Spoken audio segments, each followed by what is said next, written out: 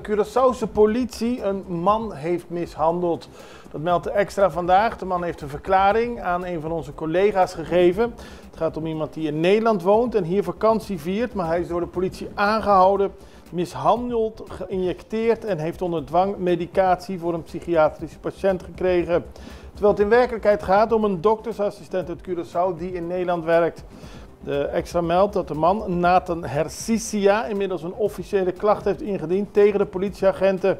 Die dachten dat hij uit de Capriles-kliniek was ontsnapt en hebben hem onder dwang meegenomen. Toen hij zei dat hij niet de persoon was die de politie dacht dat hij is, dreigden ze hem door zijn borst te schieten.